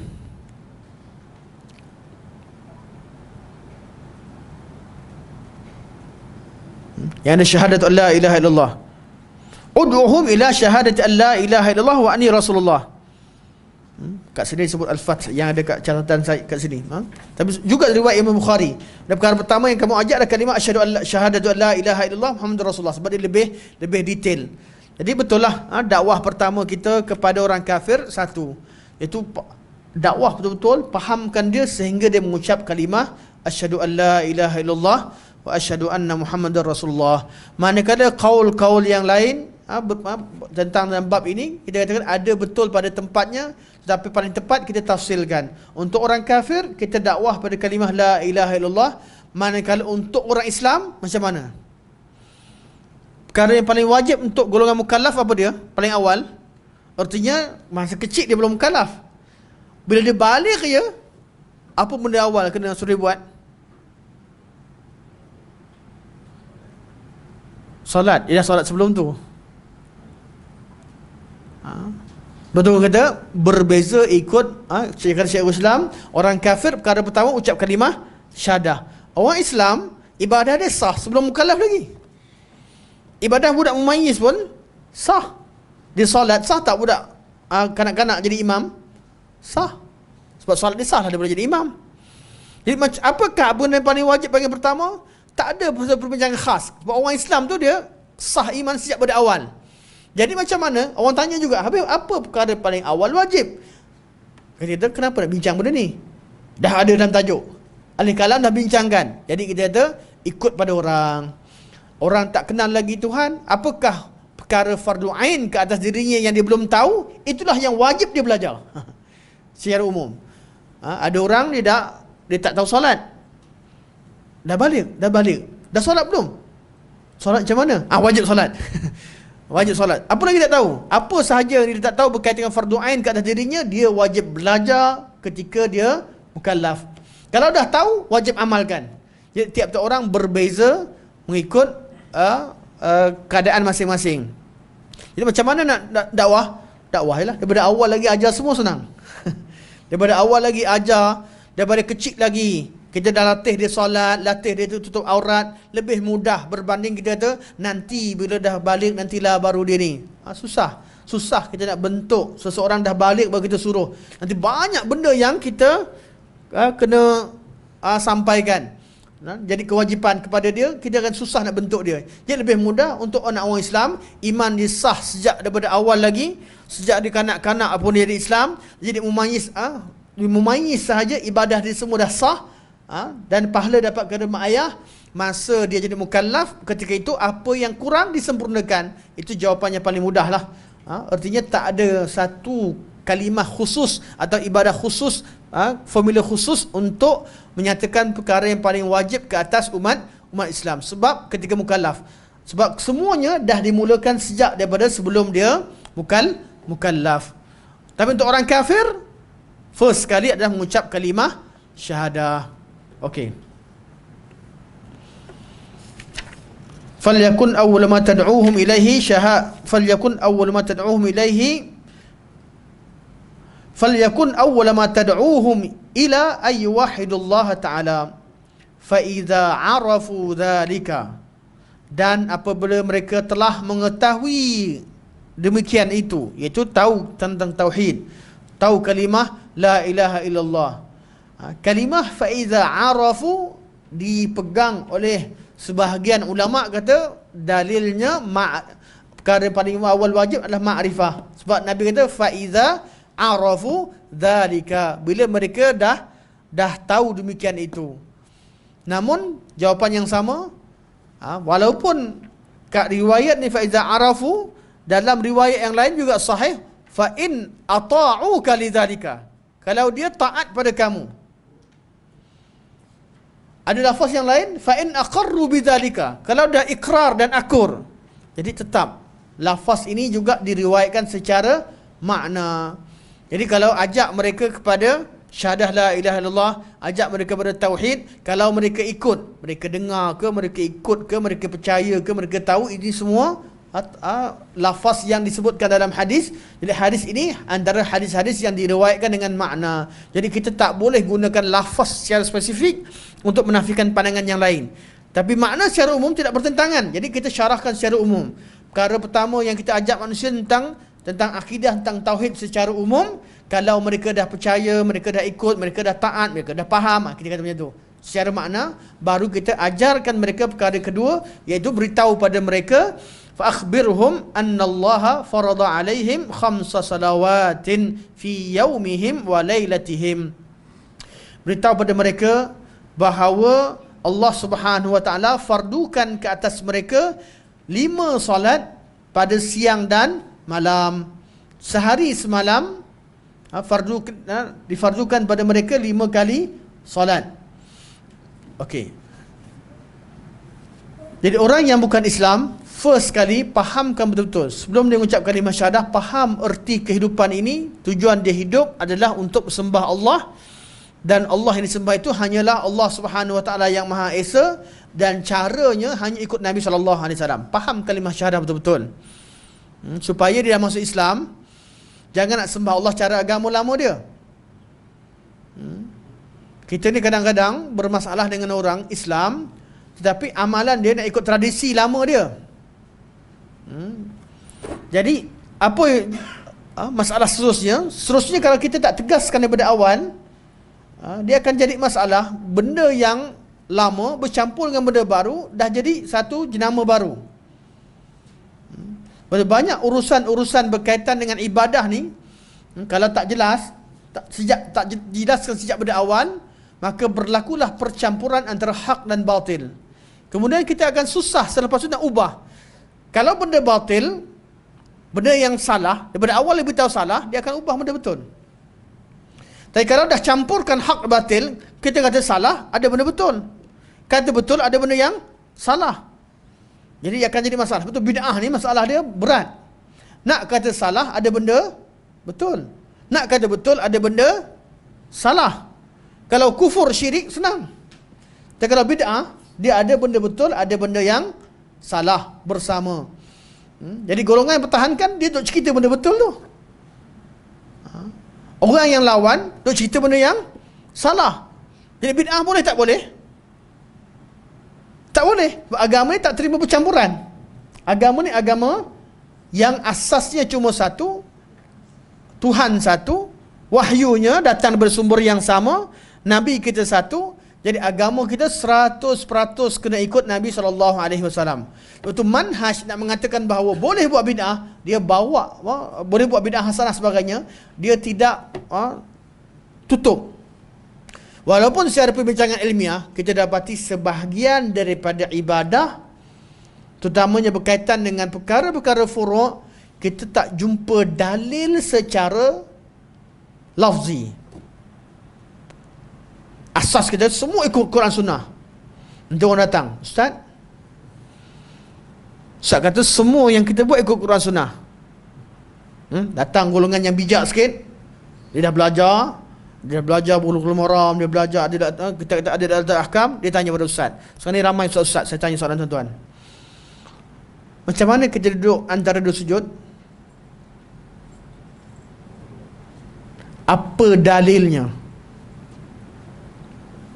Bawakan dalil dalam Al-Quran ataupun hadis yang menerangkan tentang cara duduk antara dua sujud.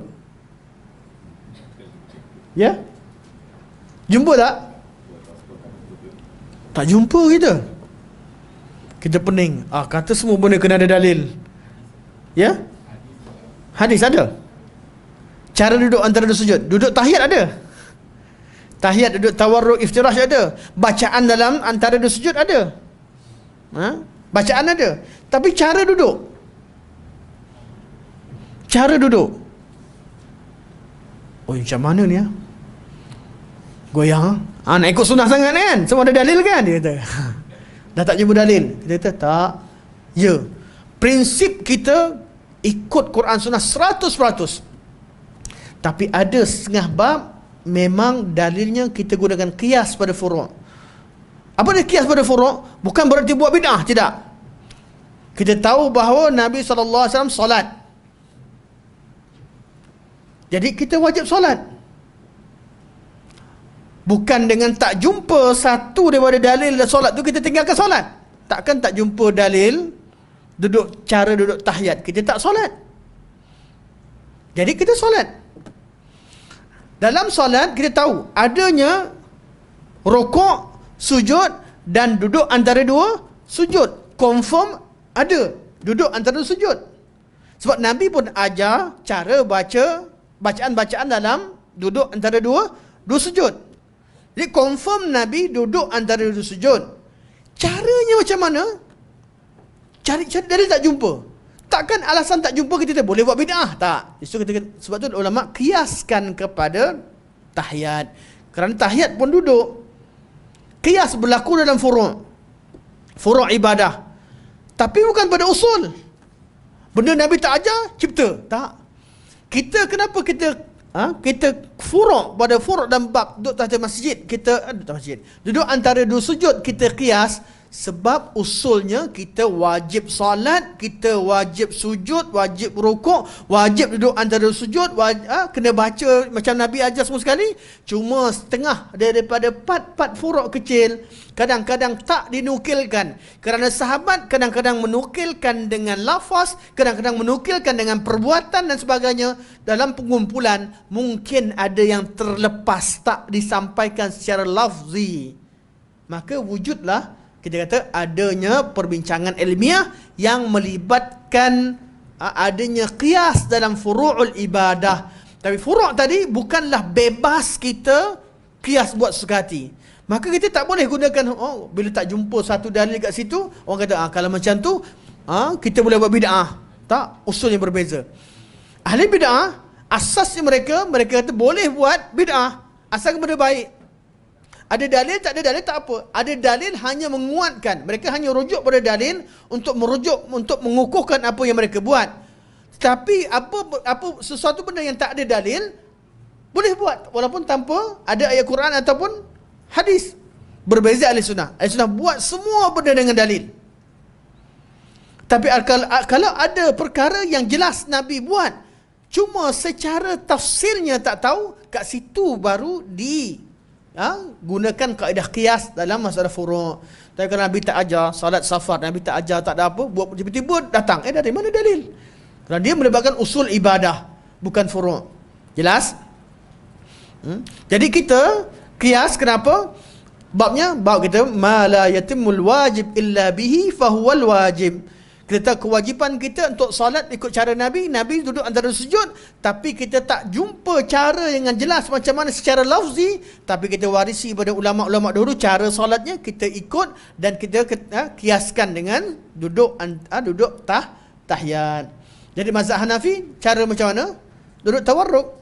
Makcik-makcik kat Masjid Nabawi tu duduk macam ada tahiyat akhir. Walaupun mazhab Hanafi kerana tahiyat mereka duduk sentiasa tawarruk. Mazhab Maliki sentiasa iftirash. Dan mazhab Jumhur antara sujud merujuk ikut kepada duduk iftirash. Jadi nak duduk iftirash, tawarruk dalam bab duduk antara sujud itu khilaf antara mazhab. Kerana apa? Ada qiyas kepada tahiyat, duduk tahiyat. Dia berlaku tak qiyas dalam furu' ibadah? Berlaku, tapi asasnya dalil. Asasnya ada dalil. Ada masalah-masalah furu' kecil, bukan bebas untuk kita melakukan qiyas. Okey. Fa akhbirhum anna Allah farada alaihim 5 salawat. Ada yang tanya, Ustaz, kalau macam ni bila habis satu hadis? Tak. Yang syarah panjang perkataan pertama tu je, sebab dia berkaitan dengan tajuk Kitab Tauhid. Lepas ni laju je. Lepas ni laju. Hadis yang kedua kat tempat yang berkaitan dengan tajuk kita Kitab Tauhid, baru saya syarahkan detail. Yang lain tu kita akan baca faham secara cepat. Supaya tuan-tuan jangan tanya nanti panjang kalau macam ni sampai bila habis. Ada kita akan habiskan insya-Allah. Fa akhbirhum anna Allah farada alaihim 5 salawatin fi yaumihim wa lailatihim. Beritahu pada mereka, mereka tauhid dah tegas, mereka tahu bahawa perlu sembah Allah Subhanahu taala ikut cara Nabi sallallahu alaihi wasallam, tidak ada kejayaan kecuali ikut Quran dan Sunnah sebagainya, tak ada yang betul kalau ikut Sunnah, dah faham ucap kalimah syahadah, maka baru ajarkan. Ajar macam ni. Nabi bila mereka dah faham tauhid, apa mereka tanya? Habis macam tu macam mana mau solat? Selalu kita, siapa yang ada pengalaman dakwah pada orang yang baru masuk Islam, saudara baru, bila mereka dah faham, tak sabar mereka nak solat. Mereka tahu mereka masuk Islam sebab mereka tahu bahawa mereka kena sembah Tuhan. Jadi mereka tanya, artinya tauhid dah ada, maka kita ajar dia cara solat. Cara solat. Selagi dia tak tahu kewajipan dia perlu tak sembah Allah Subhanahu Wa Taala, dia tak nak solat, fahamkan betul bahawa dia perlu sembah Allah Dia diciptakan untuk beribadah pada Allah. Tuhan itu wujud, Tuhan itu berkuasa, Tuhan itu yang mengatur segala-galanya. Dia kena sembah Allah. Ini kena fahamkan betul-betul. Sampai pada dia memang nak sembah Allah, masa tu kita ajarkan dia secara detail. Allah wajibkan sehari semalam lima waktu. Dan macam ni caranya. Macam mana tuan-tuan nak ajar orang baru masuk Islam? Dia pengalaman. Pengalaman abang ipar saya. Dan saya guna cara yang sama bila jumpa orang baru masuk Islam. Bila baru masuk Islam, lepas tu dia nak solat macam mana? Dia tu susah lah nak kena solat 13 rukun, nak kena satu-satu kena hafal. Jadi cara pendakwah mudah je. Dia kata 4 benda je. Belajar 4 benda je. Hari pertama masuk Islam, lepas tu dia nak semayang. Tak tahu macam mana, ikut je. Belajar 4 benda. Apa dia? Berdiri macam ni. Berdiri. Lepas tu belajar rokok, belajar sujud, belajar duduk. Tak malu dah pergi masjid. Tahu berdiri, tahu rokok, tahu sujud, tahu duduk. 4 benda je. Boleh pergi masjid. Lepas tu bagi salam sama-sama. Bolehlah tambah nombor 5, bagi salam. Assalamualaikum warahmatullahi wabarakatuh. Assalamualaikum warahmatullahi. Jadi orang non-Muslim ni, masa kita belajar kelas untuk yang bukan Islam baru masuk, hari pertama dah boleh pergi masjid dah. Boleh ikut. Cara macam mana? Ajar 4 benda. Atau nak tambah 5 dengan salam pun dah 5 benda. Berdiri macam ni. Tengoklah orang letak tangan letak bawah. Tapi berdiri betul-betul. Berdiri lurus. Tegakkan kaki. Ajar cara berdiri. Ajar cara rokok. Ajar cara sujud. Cara duduk. Sama ada duduk tahiyat atau duduk antara sujud. Sama je. Duduk. Dan bagi salam sekali. Jadi orang tak ada dah rasa susah pening sangat. Besok tanya, tapi saya nampak masa dia berdiri dia baca apa? Baca. Ajar pula baca. Itu cara antara kaedah pengalaman orang menghadapi orang yang baru masuk Islam. Kalau kita pening juga kadang-kadang. Nak start dengan apa? Nak suruh solat ada 13 rukun, nak Fatihah lagi apa lagi sebagainya. Tak, ada kaedah-kaedahnya, kena belajar daripada orang yang ada pengalaman. Okey, jadi orang yang kafir dia kena ucap kalimah syahadah, faham betul-betul. Kemudian dah faham, kita ajar dia solat 5 waktu. Hadis ni jadi dalil bahawa solat yang wajib adalah 5 waktu. Jadi hujah ke atas mazhab Abu Hanifah yang juga mewajibkan solat witir. Abu Hanifah wajib solat witir. Okey.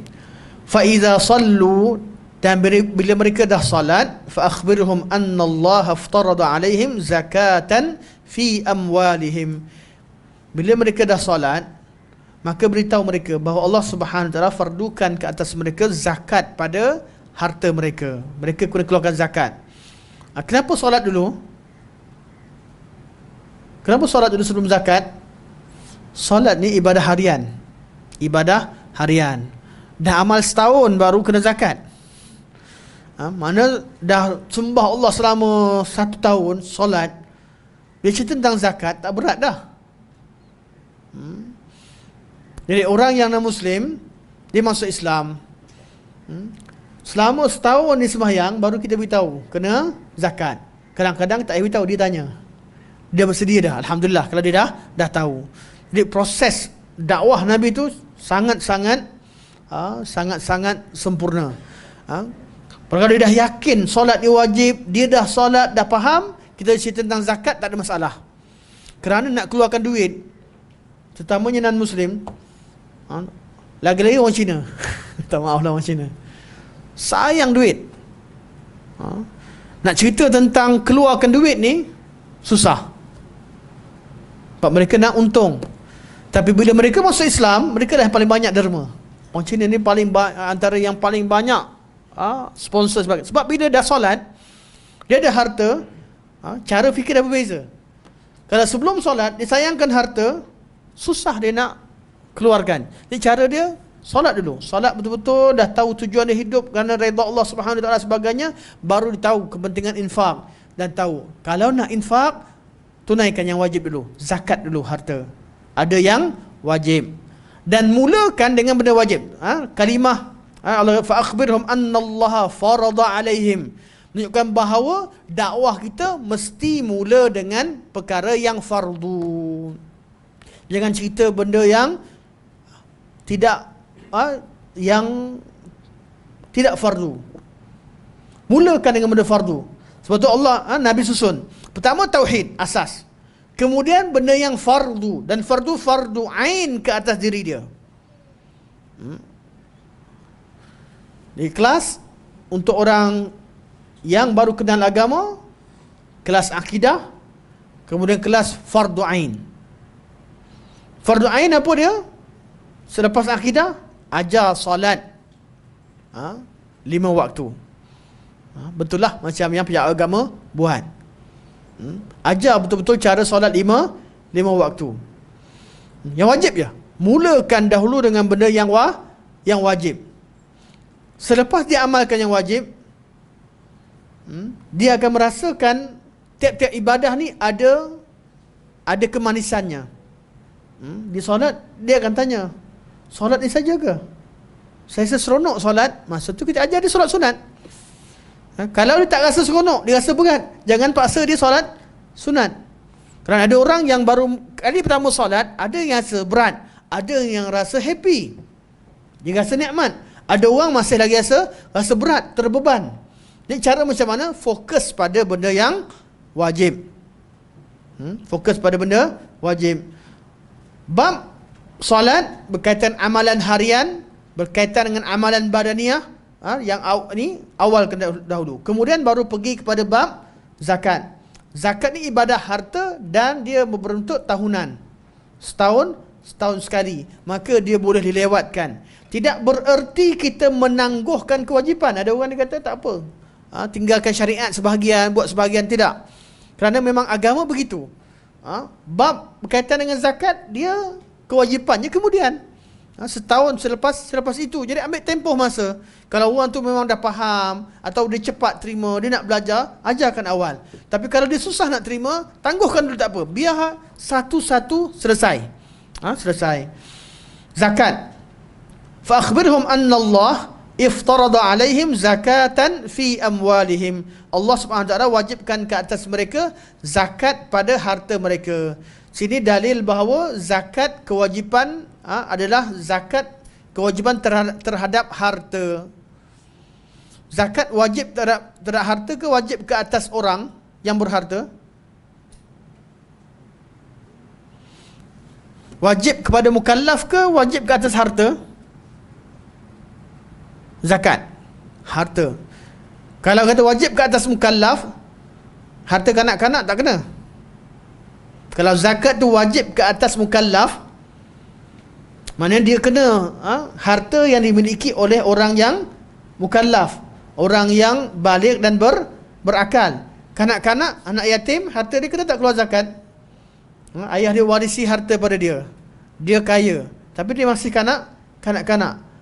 Okay. Jadi harta dia wajib tak keluarkan zakat? Kalau kata wajib kepada mukallaf, tak wajib. Tapi kalau wajib pada harta, dia pun kena keluarkan zakat. Hadis ni, anna Allah aftarada alaihim zakatan fi amwalihim. Wajib pada harta mereka. Artinya harta kanak-kanak pun wajib dikeluarkan zakat. Ya, orang yang uruskan harta kanak-kanak, ada anak, contoh kita ada anak saudara, adik-beradik kita meninggal, dia ada harta yang banyak, tinggalkan untuk anak dia, kita jaga. Tiap-tiap tahun keluarkan juga zakat untuk anak saudara kita. Kerana harta tadi pun wajib dikeluarkan zakat, sebab kewajipan zakat adalah kewajipan terhadap harta, bukan ke atas mukallaf saja. Mukallaf wajiblah, tapi dia amalan wajib ke atas harta. Tu'khadhu min ghaniyihim faturaddu ala faqirihim. Diambil daripada orang kaya di kalangan mereka dan dipulangkan kepada orang miskin. Zakat ni kewajipan Allah, tapi Allah SWT tak perlukan harta kita. Jadi macam mana Allah suruh bagi pada orang miskin?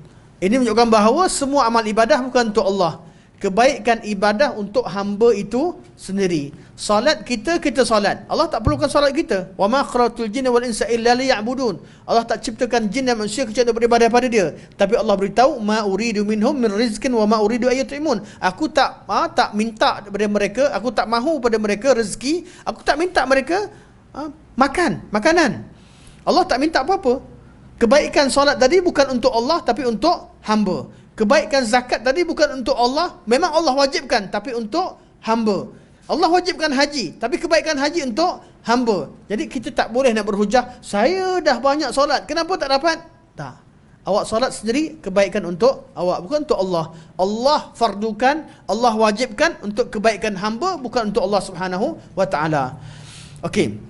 Kat sini Allah kata, Nabi kata, diambil harta tadi daripada orang kaya kepada orang miskin. Sini juga mensyaratkan bahawa dalam zakat tidak jadi dalil pada golongan mengatakan bahawa zakat tidak wajib diberikan kepada semua asnaf. Artinya bila keluarkan zakat ada 8 asnaf. Adakah nak cari ke 88 asnaf? Ada khilaf.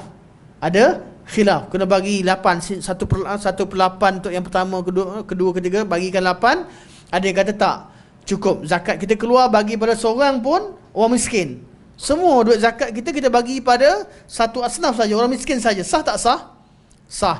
Sebab Nabi sebut satu asnaf saja, diambil daripada golongan kaya dan dipulangkan kepada golongan miskin. Artinya sini dalil bahawa satu asnaf sahaja pun dah cukup untuk sah. Pilihlah mana-mana asnaf yang ada, yang layak, kita boleh bagi mana-mana asnaf. Daripada 8 asnaf.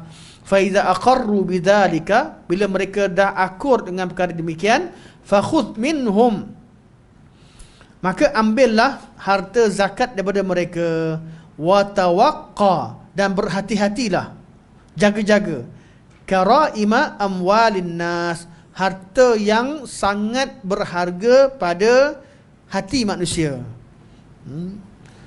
Kita tahu dalam banyak unta tu ada unta yang kena diambil. Dalam banyak-banyak kambing tu ada kambing yang perlu diambil, dikeluarkan zakat. Jangan ambil harta unta yang paling mahal. Nak jadi pegawai zakat, jangan pilih unta banyak-banyak, unta merah tu kita ambil. Tidak. Jaga-jaga. Jangan, walaupun seekor kena keluar, pilihlah harta yang pertengahan, bukan yang paling mahal. Kerana berlaku adil. Islam juga menjaga hati dan perasaan orang yang mengeluarkan zakat. Tidak memudaratkan harta mereka, tidak memudaratkan dan tidak menjadikan mereka merasa terlalu terbeban dengan persyaratan agama. Sebab itulah kaedah zakat tidak membebankan. Tidak membebankan. Kalau buat duit, kalau ada 100,000, berapa kena keluarkan? 100,000? 2,500. 100,000 kot Allah bagi. Cuma 2,500. Jadi 2,500 itu juga bagi kepada siapa? Bagi kepada orang miskin. Bukan kembalikan ke mana? Bagi orang miskin. Orang miskin mana yang paling layak? Paling dekat dengan kita, adik-beradik kita. Yang paling, harta yang paling baik zakat adalah pada orang paling dekat kita. Orang paling dekat. Mana kalau kita jumpa adik kita memang sangat perlu pada zakat, dia dah duduk di bumbung berbeza, bukan bawah kita lah, duduk berbeza, dia miskin, dialah paling layak. Kalau tak keluar zakat pun kita tahu memang kita kena bantu, tapi Allah wajibkan, maka harta tadi bagi pada adik kita, bagi pada jiran kita orang miskin. Bab zakat, harta zakat ada dua. Zakat harta yang zahir, bagi pada pemerintah datang bagi, kena bagi. Harta yang tak zahir, kita boleh pilih siapa yang kita nak bagi. Harta zahir apa? Kalau datang kita ada kambing banyak, lembu banyak, pemerintah datang, ni kena keluarkan zakat ni. Yang ni kena keluarkan zakat, kambing lembu kena keluarkan, bagi pada pemerintah. Pemerintah pastikan kita kena keluarkan zakat.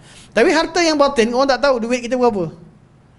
Kita tahu kena keluarkan zakat, harta itu kita bagikan pada siapa yang kita rasa layak. Jadi kalau yang zahir diwajibkan pada kita, kita keluarkan pada pemerintah. Yang tak zahir, yang tak ni, kita boleh pilih siapa yang kita nak beri. Jelas? InsyaAllah. Jadi hadis ni, hadis pertama ikut, ana rasa ambil sikit masa untuk kita pergi pada subjek kedua. Boleh insyaAllah? InsyaAllah. Jadi hadis seterusnya insyaAllah akan datang, kita akan bincangkan tentang hadis yang ketiga insyaAllah.